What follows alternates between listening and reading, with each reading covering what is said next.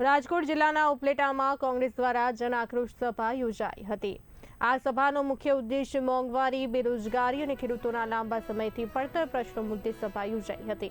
સભામાં પોતાની આગામી સમયમાં સ્થાનિક સ્વરાજની ચૂંટણી માટે પોતાની રાજકીય રણનીતિ સ્પષ્ટ કરી હતી। ઉપલેટા અને ધોરાજી પંથકના સરકતા પ્રશ્નો અને પ્રજાની વેદના આ મંચ ઉપરથી અવાજ અપાયો હતો। રાજ્યની અંદર આઈએએસ લોબી, આઈપીએસ લોબી અને ભારતીય જનતા પાર્ટીના રાજકીય સમીકરણે એટલી હદે ભ્રષ્ટાચાર અને લોકોનું શોષણ આદર્યું છે, જેના કારણે રાજકોટ શહેરની અંદર સરકારી જમીનોનો ખુલ્લેઆમ જે વેપાર થઈ રહ્યો છે, એનો ભોગ કોળી સમાજનો એક યુવાન બન્યો છે। આઈપીએસ અધિકારી દ્વારા એના ઉપર જે અમાનવી ધોરણે અત્યાચાર કરવામાં આવ્યો છે, એવા અત્યાચારો સામે આક્રોશ વ્યક્ત કરવા માટે આજે ઉપલેટાની અંદર જન આક્રોશ સભાનું આયોજન કરવામાં આવ્યું હતું। આવનારા સમયની અંદર સમગ્ર સૌરાષ્ટ્રની અંદર દરેક તાલુકાઓની અંદર આ પ્રકારની જન આક્રોશ સભાઓનું આયોજન થશે।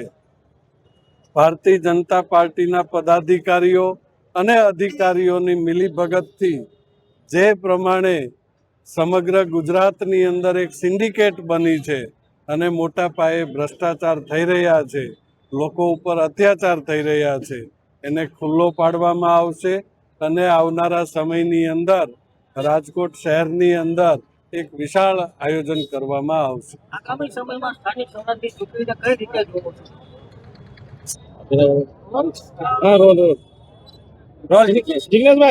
કાર્યક્રમ વિશે આજે માનનીય લલિતભાઈ વસોયાના ઉપસ્થિતિમાં રાજકોટ જિલ્લા કોંગ્રેસ દ્વારા ઉપલેટાની બજારમાં એક અદ્ભુત કાર્યક્રમનું આયોજન થયું। જે પ્રમાણેની સભા અને જે પ્રમાણે ક્રાઉડનો જનતાનો રિસ્પોન્સ જોયો, અમને પૂરી પાક્કી ખાતરી છે કે આગામી તાલુકા જિલ્લા પંચાયતની ચૂંટણીમાં કોંગ્રેસ પાર્ટીને, કોંગ્રેસના ઉમેદવારોને ખૂબ સારો રિસ્પોન્સ મળવાનો છે।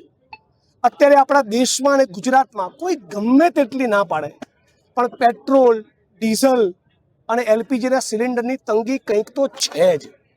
રાજ્યની સરકાર અને કેન્દ્રની સરકારે આ પ્રમાણે જે પ્રમાણિકતાપૂર્વક ચોખવટ કરી ગુજરાત અને દેશની જનતાને જે હૈયાધારણ આપવી જોઈએ, એ આપવામાં સરકાર નિષ્ફળ ગઈ હોવાના કારણે આજે ઉપલેટા ખાતે ઉપલેટા શહેર અને તાલુકા કોંગ્રેસ દ્વારા લોકોના પ્રશ્નોને ઉજાગર કરવા માટે જન આક્રોશ સભાનું આયોજન કરવામાં આવ્યું હતું।